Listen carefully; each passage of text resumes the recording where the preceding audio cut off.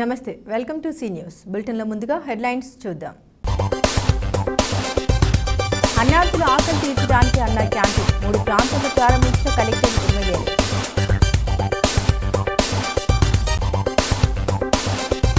ISRO SSLV T3 ప్రయోగం విజయవంతం. శాస్త్రవేత్తలకు ముఖ్యమంత్రి చంద్రబాబు అభినందనలు. విద్యార్థుల నాయకత్వ లక్షణాలు పెంపొందించుకోవాలి. రాష్ట్ర పర్యాటక సాంస్కృతిక శాఖ మంత్రి కందుల దుర్గేష్. సర్దార్ గౌతి లక్ష్మణ ఆశయ సాధనకు కృషి చేయాలి. ఘనంగా నివాళులర్పించిన ప్రజాప్రతినిధులు, నాయకులు. పేదల ఆకలి తీర్చేందుకు అన్న క్యాంటీన్లు. ప్రభుత్వ ఆసుపత్రి వద్ద భోజనం చేసిన గణిత. అన్నార్థుల ఆకలి తీర్చడానికి సీఎం చంద్రబాబు నాయుడు అన్న క్యాంటీన్లను పేదలకు అందుబాటులోకి తీసుకొచ్చారని రాజమహేంద్రవరం సిటీ ఎమ్మెల్యే ఆదిరెడ్డి శ్రీనివాస్ పేర్కొన్నారు. సిటీ నియోజకవర్గంలో క్వారీ మార్కెట్ సెంటర్, ప్రభుత్వ ఆసుపత్రి, గోకవరం బస్టాండ్ వద్ద ఏర్పాటైన అన్న క్యాంటీన్లు శుక్రవారం ప్రారంభమయ్యాయి. City MLA Adireddy Srinivas, Rajanagaram MLA Battula Balaramakrishna, జిల్లా కలెక్టర్ పి ప్రశాంతి, నగరపాలక సంస్థ commissioner Ketan Garg, Janasena party Rajahmundry in-charge Atti సత్యనారాయణలతో కలిసి ప్రారంభించారు.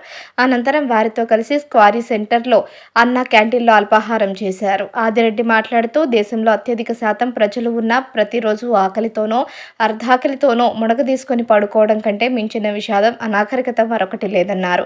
ప్రజల క్షుద్బాధను తీర్చడం ప్రభుత్వాల ప్రథమ కర్తవ్యం. ముఖ్యమంత్రి చంద్రబాబు నాయుడి నినాదమని, అందుకే అన్న క్యాంటీన్లను పునః ప్రారంభించారని పేర్కొన్నారు. తెలుగుదేశం పార్టీ స్థాపించిన తొలి రోజుల్లోనే ఎన్టీఆర్ పేద ప్రజలే నాకు దేవుళ్ళు, వారికి ఇంత నైవేద్యం పెట్టడమే నా విధి విధానం అని తన ఉద్దేశాన్ని చాలా స్పష్టంగా తెలియజెప్పారని గుర్తు చేశారు. జిల్లా ప్రధాన కేంద్రం రాజమహేంద్రవరంలో నేడు 3 అన్న క్యాంటీన్లు ప్రజలకు అందుబాటులోకి రావడం జరిగిందని కలెక్టర్ ప్రశాంతి పేర్కొన్నారు. ఉదయం టిఫిన్, మధ్యాహ్నం భోజనం, సాయంత్రం భోజనం 3 వేళల్లో అన్న క్యాంటీన్లో 15 రూపాయలకే భోజనం, అల్పాహారం అందించడం జరుగుతుందని కలెక్టర్ తెలిపారు. టోకెన్లు జారీ చేసి తదుపరి ఆ మేరకు ఆహారం అందించడం జరుగుతుందన్నారు. కేతన్ గార్గ్ మాట్లాడుతూ, అన్న క్యాంటీన్ల ద్వారా పేదలకు నాణ్యమైన భోజనాన్ని ప్రతిరోజు అందించడం జరుగుతుందన్నారు. ఈ కార్యక్రమంలో కూటమి నాయకులు, అధికారులు, స్థానిక నాయకులు తదితరులు పాల్గొన్నారు. రాజమహేంద్రవరంలో గత 5 సంవత్సరాలుగా అన్యాయంగా మూసివేయబడిన అన్న క్యాంటీన్ని పునఃప్రారంభించడం జరుగుతూ ఉంది. క్రమేణా గ్రామీణ ప్రాంతంలో అధిక శాతం పేద ప్రజల్ని గుర్తించి వారికి ఏదో ఒక సంక్షేమ కార్యక్రమం చేయాలని ఆనాడు ముఖ్యమంత్రిగా ఎన్టీ రామారావు గారు ఉన్నప్పుడు ఆనాడు కిలో బియ్యాన్ని 2 రూపాయలకి ఇచ్చిన ఘనత తెలుగుదేశం. ఆ ఘనత ఆనాడు తెలుగుదేశం. ఈరోజు అన్న క్యాంటీన్ ద్వారా పేదవాడికి ఆకలి తీర్చే కార్యక్రమం శ్రీకారం చుట్టి 5 రూపాయలకే పూటకి నాణ్యమైన భోజనం పెట్టే ఘనత ఈరోజు ఎన్డీఏ కూటమికి దక్కిందన్న విషయం ప్రజలందరూ కూడా గమనించాలి. ప్రారంభించుకోవడం జరిగింది. మన జిల్లాలో కూడా మనం 5 అన్న ప్రారంభించుకున్నాం. మున్సిపల్ కార్పొరేషన్ రాజమండ్రిలో 3, ఇవన్నీ పేదలందరికీ కూడా వాళ్ళ అవసరాల కోసం వాళ్ళు పట్టణాలకు రావడం జరుగుతుంది. అలాంటప్పుడు వాళ్ళకి భోజనం దొరకగా ఇబ్బంది పడే సందర్భాలు కూడా ఉంటుంది. ఆ సిచ్యువేషన్ అడ్రస్ చేస్తారు. పేదలందరికీ కూడా కడుపు నిండా భోజనం పెట్టే ఉద్దేశంతో ఈ కార్యక్రమాలను రూపొందించబడింది. ఉచిత ఇసుక ఇస్తున్నారు. మహిళలందరూ కూడా ప్రయాణించడానికి ఉచిత బస్సు ఏర్పాటు చేస్తున్నాం. ప్రతి విషయంలోనే కూడా ప్రజలకు ఏది అవసరమో, పేదలకు ముఖ్యంగా ఏది అవసరమో దాన్ని మాత్రం ఏర్పాటు చేయడంలో మంచి ప్రణాళికతో ముందుకు వస్తుంది ఈ యొక్క ఎన్డీఏ కూటమి ప్రభుత్వం. అందులో భాగంగానే అన్న క్యాంటీన్ పెట్టి ఈరోజు హాస్పిటల్ దగ్గర కూడా పెట్టడం అనేది ఎంత గొప్ప విషయం చూడండి. పేదలందరూ వైద్యం కోసం వచ్చే హాస్పిటల్లో అక్కడికి వచ్చే బంధువులు కానీ వాళ్ళ యొక్క అటెండర్స్ కానీ ఎవరైతే వస్తారో వాళ్ళందరూ కూడా చాలా ఇబ్బందులు పడుతున్నారు. ఎందుకంటే అక్కడికి వచ్చే పూర్తిగా పేదవాళ్ళు కాబట్టి వాళ్ళు చాలా ఇబ్బందులు పడుతుంటారు. అలాంటి చోట మనం అన్న క్యాంటీన్ పెట్టాము అనంటే ఎంత అద్భుతమైన ప్రణాళిక చూడండి. మన రాజమహేంద్రవరం టౌన్లో 3 చోట్లలో అన్న క్యాంటీన్స్ ఓపెన్ చేయడం జరిగింది. అంతకుముందు పెరిగే మార్కెట్లో ఓపెన్ చేసి వచ్చాము. ఇప్పుడు ఇక్కడ గవర్నమెంట్ హాస్పిటల్లో కూడా ఓపెన్ చేయడం జరుగుతుంది. దాని తర్వాత మన మున్సిపల్ ఆఫీస్ ముందు అన్న క్యాంటీన్ కూడా అన్న క్యాంటీన్ ఓపెన్ చేయడం జరుగుతుంది. 3 క్యాంటీన్లో కూడా ఫుడ్ అయితే చాలా బాగుంది, టేస్ట్ చాలా బాగుంది. 5 రూపాయలు మాత్రమే ఫుడ్ ఇస్తున్నారు. టోకన్ సిస్టమ్ పక్కగా పెట్టారు. టోకన్ తీసుకొని జరిగింది, హ్యాండ్ వాష్ కూడా అక్కడ పెట్టడం జరిగింది, టాయిలెట్స్ కూడా పెట్టడం జరిగింది. మేము చాలా వరకు డొనేషన్ కూడా రిసీవ్ చేస్తున్నాము, అది కూడా ఆఫీషియల్ అకౌంట్కి ఇవ్వడం జరుగుతుంది. 2014 అన్న క్యాంటీన్లు నెట్టిన వల్ల ఇక్కడ ఈ ఏరియాలో ఉండే అతి ప్రజలకి ఏంటంటే బట్టల కుక్కలకి ఏంటంటే ఆటో డ్రైవర్లకి ఏంటంటే అందరికీ సుఖంగా ఉండేది. ఈ వైఎస్ఆర్ వచ్చిన తర్వాత మొత్తం తీసేస్తాం, ఎవరి వాళ్ళు చాలా ఇబ్బంది పడేవాళ్ళు. ఈ రోజున ఈ అన్న క్యాంటీన్ నెట్టడం వల్ల చాలా అందరికి సుఖంగా ఉంటుంది. 5 రూపాయలు అంటే ఇది దీని కాస్ట్ 30 రూపాయలు అండి, బయట మీద తింటాం కాబట్టి. పేదవాడు 30 రూపాయలు ఇటు కొనుక్కోవాలంటే ఏమవుతుంది? ఇప్పుడు 5 రూపాయలు భోజనం అంటున్నారు, ఆ భోజనం అనేది 30 రూపాయలు, 5 రూపాయలకి మనకి ఇస్తున్నారు. ఇదంతా ఓన్లీ పనులు చేసిన కార్మికులకి, బట్టలు ప్రతి ఓడికి ఉపయోగపడుతుంది. ఆశిస్తూ చంద్రబాబు నాయుడుకి, జనసేన గారికి, పురంధేశ్వరి గారికి థ్యాంక్స్ చెప్తాను. నేను ఇక్కడ ఆర్ఎంసీలో ప్లానింగ్ సెక్రటరీగా పనిచేస్తున్నాను. ఇక్కడ అన్నా క్యాంటీన్ ఓపెన్ చేయడం వల్ల చాలా మందికి చాలా యూసేజ్ ఉంది.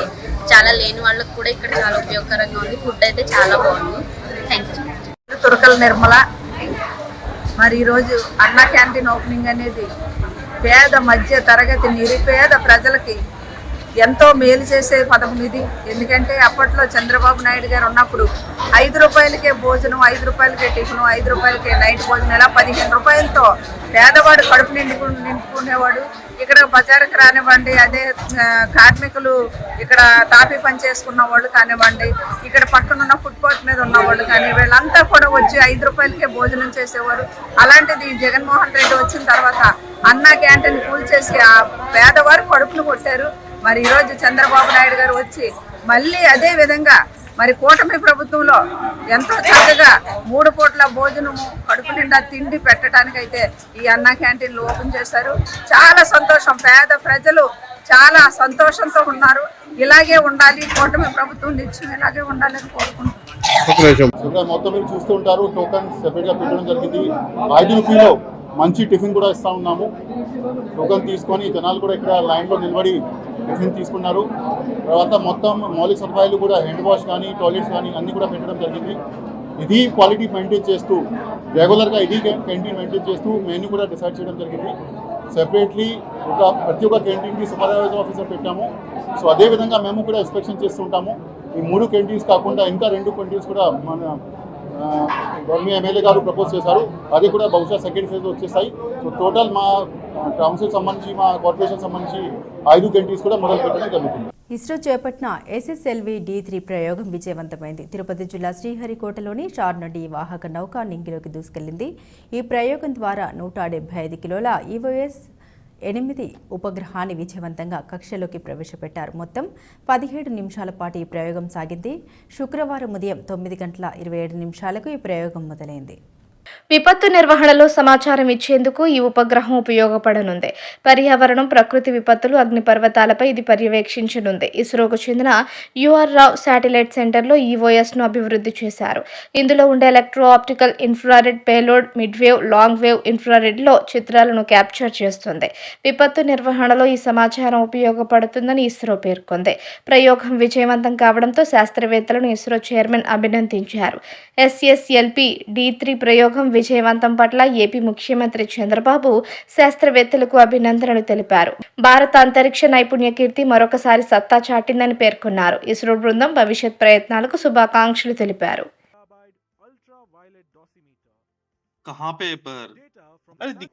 Third development flight of SSLV D3 with the EOS 08 satellite has been successfully accomplished.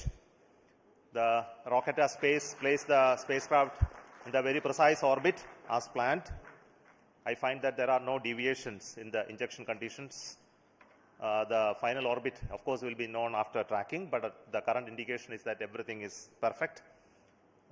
The EOS 08 satellite as well as SR0 satellite also has been injected after the maneuvers. And congratulations to the SSLV D3 team, the project team. With this third development flight of SSLV, we can declare the development process of SSLV is completed. And congratulations now. ప్రతి విద్యార్థి క్రమశిక్షణతో విద్యను అభ్యసించడం ద్వారా తాను ఎంచుకున్న రంగంలో పరిపూర్ణత చెంది ఉన్నత స్థానాన్ని అధిరోహిస్తారని రాష్ట్ర పర్యాటక సాంస్కృతిక సినిమాటోగ్రఫీ శాఖ మంత్రి కందుల దుర్గేష్ విద్యార్థులకు పిలుపునిచ్చారు. శుక్రవారం స్థానిక బాలురు జూనియర్ కళాశాలలో ఏర్పాటు చేసిన విద్యార్థులకు పుస్తకాల పంపిణీ కార్యక్రమంలో మంత్రి పాల్గొన్నారు. ఈ సందర్భంగా ఆయన మాట్లాడుతూ విద్యార్థులు నిర్దేశించుకున్న రంగంలో పరిపూర్ణత చెంది ఉన్నత స్థానాలను అధిరోహించేందుకు క్రమశిక్షణతో విద్యాభ్యాసాన్ని పూర్తి చేసి ఎన్నుకున్న రంగంలో నాయకత్వ లక్షణాలు పెంపొందించుకోవాలన్నారు. విద్యాపరంగా మీరు ఏ రంగంలో రాణించాలి అన్న నాయకత్వ లక్షణాలను చాలా అవసరం. 10 మందితో మాట్లాడటం, కమ్యూనికేషన్ స్కిల్స్, సబ్జెక్టుపై అవగాహన పెంచుకోవడం విద్యార్థి దశలో తప్పనిసరి అన్నారు.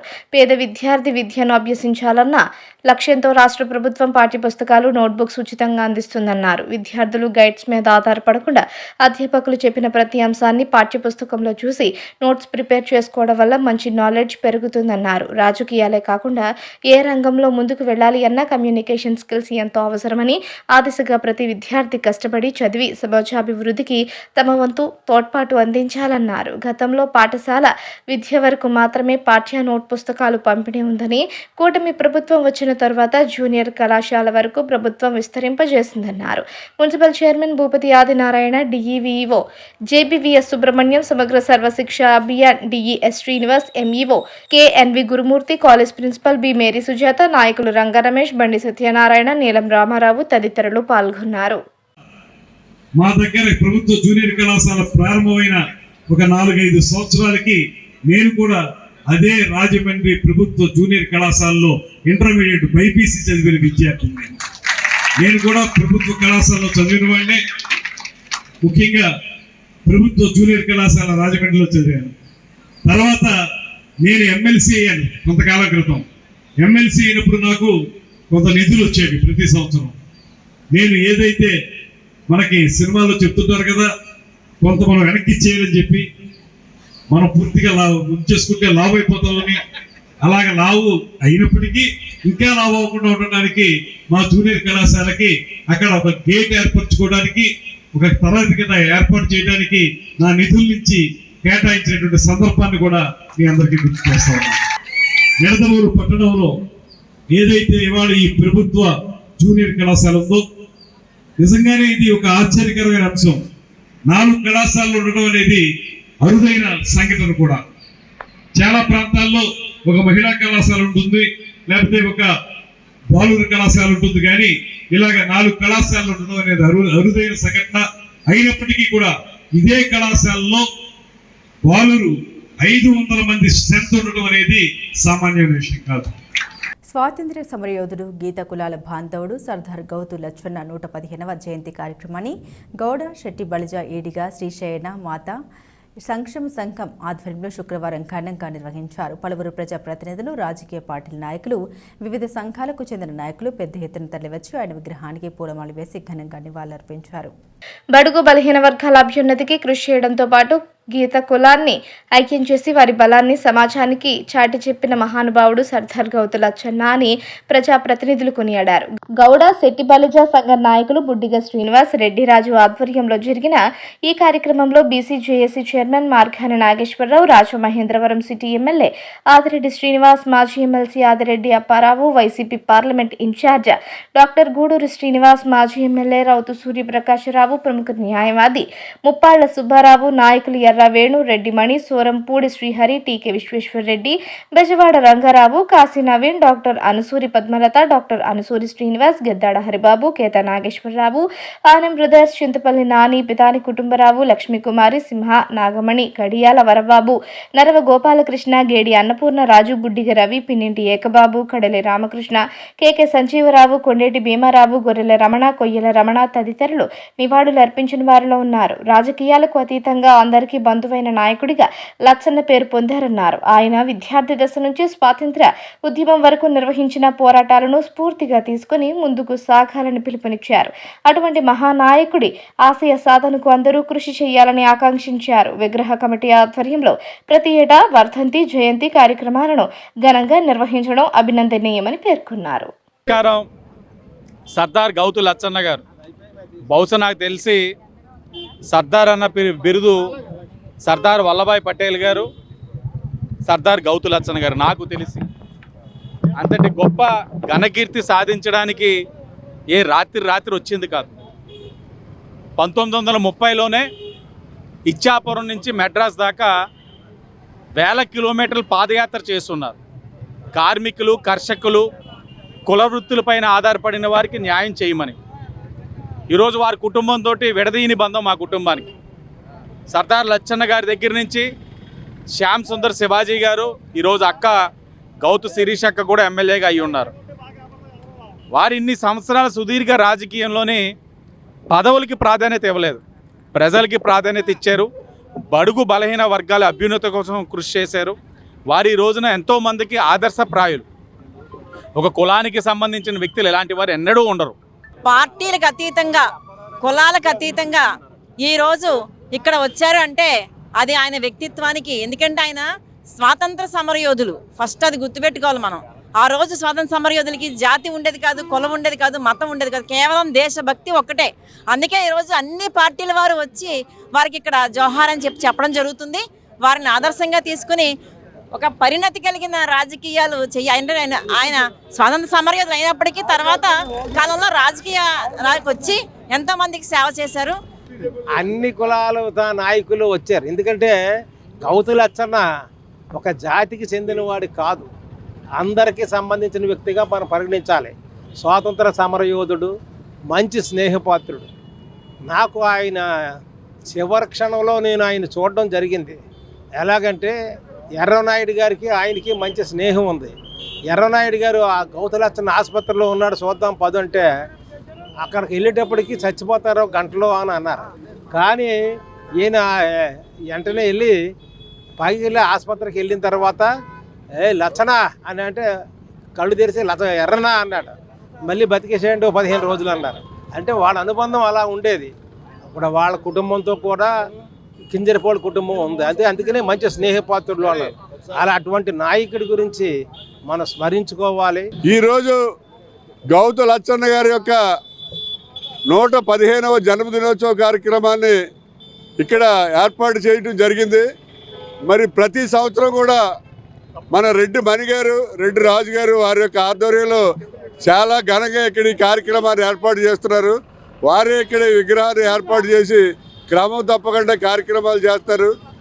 మరి గౌతు లచ్చన్న గారు అనే ఆయన బడుగు బలహీన వర్గాల యొక్క అభ్యున్నతికి ఎంతో కృషి చేశారు. ఆయన సర్దార్ గౌతు లచ్చన్న గారి 115వ జయంతోత్సవ కార్యక్రమాల్లో మరి నిజంగా రాజమండ్రి పట్టణంలో మరి పెద్ద ఎత్తున ఊరిలో ప్రజలందరూ కలిసి పాల్గొనడం చాలా గొప్ప సంతోషకరమైన విషయం. ఎందుచేతనంటే ఆ మహానుభావుడు చిన్న వయసులో విద్యార్థి దశ నుంచే గాంధీ గారి పిలుపుని అందుకొని స్వతంత్రోద్యమంలోకి వచ్చినటువంటి ఒక నుప్పు కణిక ఆయన నడిపినటువంటి ఉద్యమాలు చెప్పాలని అంటే ఎన్నో ఉద్యమాలు నడిపాడు ఆయన మద్రాసీలతో కలిసి ఉన్నప్పుడు మనం మద్రాసీలు ఏంటి మన ఆంధ్రలో అని చెప్పి మద్రాసు నుంచి ఆంధ్రాన్ని ఎడగొట్టేటప్పుడు ఆయన నడిపిన ఉద్యమాలు కానీ, స్వతంత్రోద్యమంలో గాంధీ గారు ఆ పిలుపుని అందుకొని చేసిన ఉద్యమాలు కానీ, అనేక గొప్ప ఉద్యమాలు నడిపినటువంటి మహోన్నత వ్యక్తి సర్దార్ గౌతు లచ్చన్న గారు.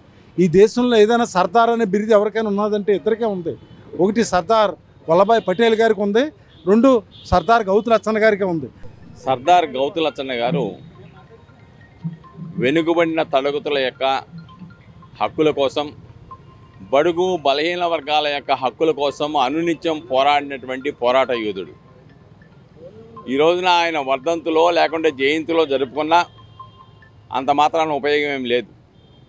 ఆయన లక్ష్యాలను, ఆయన ఆశయాలను, బడుగు బలహీన వర్గాల కోసం ఏ విధంగా అయితే ఆయన ఉద్యమం చేశాడో, నిరంతరం పోరాటం చేశాడో, ఆ పోరాట పటిమ లేకపోతే గౌతు లచ్చన్న గారిని, సర్దార్ గౌతు లచ్చన్న గారిని మరణం చేసుకునే నైతిక హక్కు కోల్పోతారు.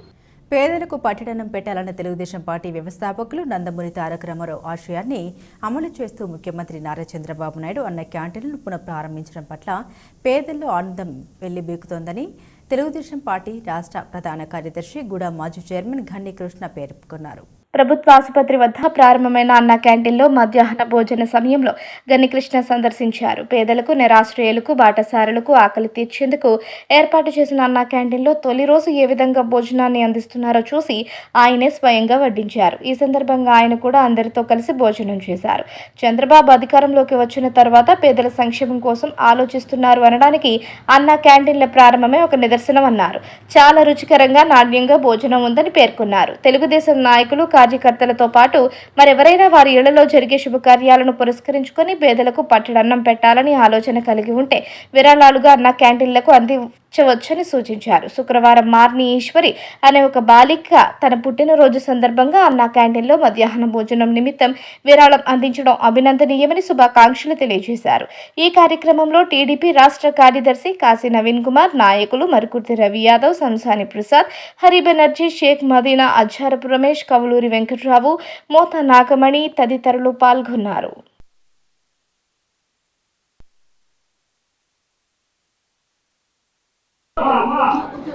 అన్నగారు ఎన్టీ రామారావు గారి జ్ఞాపకార్థం పెట్టిన ఈ అన్న క్యాంటీన్లు చంద్రబాబు నాయుడు గారి హయాంలో 2014 ఎన్నికల్లో అయిన తర్వాత, ముఖ్యమంత్రి అయిన తర్వాత ఈ అన్నా క్యాంటీన్లు ఓపెన్ చేయడం జరిగింది. పేద ప్రజలందరికీ కూడా పొద్దున్న టిఫిను, మధ్యాహ్నం భోజనం, సాయంత్రం టిఫిను అన్నీ కలిపి మొత్తం 15 రూపాయలతోటి భోజనం అన్నీ కూడా ఏర్పాటు చేయడం జరుగుతుంది. పేదలకు కానీ, లేకపోతే రోజువారీ కూలి పనులకు వచ్చేవారు, రాజమండ్రి లాంటి ప్రదేశాలకు వచ్చేవాళ్ళకి కానీ చాలా ఉపయోగపడేది.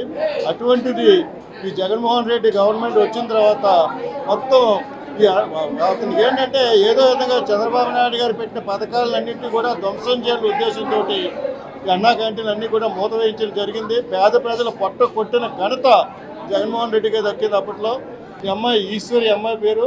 ఈ అమ్మాయి బర్త్డే ఈవేళ ఇంటర్మీడియట్ చదువుతుంది. ఈ బర్త్డే సందర్భంగా ఈరోజు ఈ భోజనాన్ని ఈ అమ్మాయి స్పాన్సర్ చేసింది. దీన్ని ఆదర్శంగా తీసుకుని అందరూ కూడా ఈ అన్నా క్యాంటీన్ సందర్భంగా, ఎందుకంటే ఇది శాశ్వతంగా కొనసాగేది, ఏదో వేళ రేపట్లో మానేసింది కాదు. చంద్రబాబు నాయుడు గారి ముందు చూపుతో ఈ అన్న క్యాంటీన్ ట్రస్ట్ తోటి ఏర్పాటు చేయడం జరిగింది. ట్రస్ట్ ప్రకారం శాశ్వతంగా ఈ అన్న క్యాంటీన్లు జరిగేలాగా ఆయన ఏర్పాటు చేయడం జరిగింది. Andhra Pradesh state beverages corporation contract and outsourcing employees welfare association రాష్ట్ర స్థాయి ఆత్మీయ సమావేశం స్థానిక ధవళేశ్వరంలోని శ్రీ తులసి హరి కళ్యాణ మండపం నందు నిర్వహించారు. మద్యం దుకాణంలో పనిచేస్తున్న సిబ్బందికి ఉద్యోగ భద్రత కల్పించాలని కూటమి ప్రభుత్వానికి విజ్ఞప్తి చేశారు. అసోసియేషన్ రాష్ట్ర అధ్యక్షులు ఎస్ భాస్కర్ అధ్యక్షతన జరిగిన ఈ సమావేశంలో రాష్ట్ర నలుమూలల నుంచి అవుట్సోర్సింగ్ ప్రాతిపదికన ప్రభుత్వ వైన్స్ దుకాణంలో పనిచేస్తున్న సూపర్వైజర్లు, సేల్స్ మ్యాన్లు హాజరై తాము ఎదుర్కొంటున్న ఇబ్బందులను అసోసియేషన్ దృష్టికి తీసుకుని వచ్చారు. ఈ సమావేశంలో భాస్కర్ మాట్లాడుతూ ఇటీవల సార్వత్రిక ఎన్నికల్లో గెలిచిన కూటమి ప్రభుత్వం అక్టోబర్ 1వ తేదీ నుంచి నూతన లిక్కర్ పాలసీని తీసుకువస్తామని ప్రకటన చేయడంతో బెవరేజ్ సంస్థలో పనిచేస్తున్న వేలాది మంది ఉద్యోగాలను కోల్పోతారని ఆందోళన వ్యక్తం చేశారు. రాష్ట్ర ఉపాధ్యక్షులు పాసెల రామచంద్రరావు మాట్లాడుతూ నూతన ప్రభుత్వం మద్యం దుకాణాలను ప్రైవేట్ పరం చేస్తే ప్రస్తుతం పనిచేస్తున్న ఉద్యోగుల సేవలను కొనసాగించడం లేదా మరి ఇతర సంస్థలలోనైనా అవుట్సోర్సింగ్ ఉద్యోగులుగా తీసుకుని సుమారు 17,000 మంది కుటుంబాలను ఆదుకోవాలని ముఖ్యమంత్రి చంద్రబాబు నాయుడు, ఉప ముఖ్యమంత్రి పవన్ కళ్యాణ్ దృష్టికి తీసుకువెళతామని తెలియజేశారు. Association general secretary Koteswararao, deputy general secretary Chandrareddy, కోశాధికారి సుబ్రహ్మణ్యం పాల్గొన్నారు. మద్యం పాలసీ అన్నారు తప్ప కానీ ఆ మద్యం పాలసీ అన్నది ఏ విధంగా ఉంటుంది, మా యొక్క భవిష్యత్తులు ఏంటి అన్న విషయం మీద చర్చించడానికి అని చెప్పేసి ఈరోజు రాష్ట్రంలో నుంచి ప్రతి ఒక్క జిల్లా నుంచి సేల్స్ మ్యాన్లు, సూపర్వైజర్లు ఇక్కడికి వచ్చి ఈ యొక్క సమావేశం పెట్టుకోవడం జరిగింది. గౌరవ ముఖ్యమంత్రి వర్యులు నారా చంద్రబాబు నాయుడు గారికి మరియు అలాగే జనసేన పార్టీ అధ్యక్షులు డిప్యూటీ సీఎం కొనిదెల పవన్ కళ్యాణ్ గారికి మేము ఒకటే విన్నవించుకున్నాము. ఈ 15,000, 16,000 మంది యొక్క కుటుంబాలు ఇప్పుడు ప్రజెంట్ అగమ్య గోచరంగా తయారైనవి. కాబట్టి అంటే వీళ్ళ యొక్క కుటుంబాలని దృష్టిలో ఉంచుకొని వీరి యొక్క భవిష్యత్తు గురించి ఆలోచించి ఇప్పుడున్నటువంటి ఈ యొక్క ఎంప్లాయీస్ అందరూ కూడా హయ్యర్ ఎడ్యుకేషన్ కాబట్టి హయ్యర్ క్వాలిఫికేషన్ నుంచి వచ్చిన వాళ్ళు కాబట్టి వీళ్ళందరినీ కూడా సంబంధిత వేరే ఏదేని అవుట్సోర్సింగ్ పర్పస్లోని వేరే ఏదైనా డిపార్ట్మెంట్లోనే కలిపి వీరికి ఉద్యోగ భద్రత కల్పించి వీళ్ళ యొక్క కుటుంబాల్లో ఆశలు చిగురిస్తారని చెప్పేసి మనస్ఫూర్తిగా వేడుకున్నాం. ప్రెజెంట్ ఇప్పుడు మన గవర్నమెంట్లో అక్టోబర్ 1 నుంచి కూడా నూతన మద్య విధానం అన్న మాట వినిపిస్తుంది. కావున గవర్నమెంట్ ఏ ఒక్క పాలసీ ఉన్నటువంటి పాలసీకి వ్యతిరేకత కాదండి. గవర్నమెంట్ ఏ పాలసీ తీసుకున్నా సరే మేము 12,000 మంది గత 5 సంవత్సరాల నుంచి కూడా దీని మీద ఆధారపడి జీవనం సాగిస్తున్నాం. మాతో పాటు వాచ్మెన్లు కూడా 3 నుంచి 4,000 మంది ఉన్నారు. మొత్తం 15,000 మంది ఉంటాం. కావున గవర్నమెంట్ మా యొక్క జీవితాలను ఆధారంగా చూసుకొని మా యొక్క జీవితాలను ఒక్కసారి ఆలోచించి మమ్మల్ని అవకాశం ఉన్నంత వరకు కూడా పాలసీ ఏమైనా చేంజ్ చేస్తే ఖచ్చితంగా మమ్మల్ని ఉద్యోగ భద్రత కల్పించి మమ్మల్ని వేరే విధంగా అవుట్సోర్సింగ్ డిపార్ట్మెంట్లో కలపవలసిందిగా మా యొక్క ప్రధానమైన డిమాండ్ అని గౌరవ ముఖ్యమంత్రి వర్యులకు తెలియజేస్తున్నాం. బులెటిన్ ముగించే ముందు హెడ్లైన్స్ మరోసారి. అన్నార్థుల ఆకలి తీర్చడానికి అన్న క్యాంటీన్ 3 ప్రాంతాల్లో ప్రారంభించిన కలెక్టర్ ఎమ్మెల్యేలు.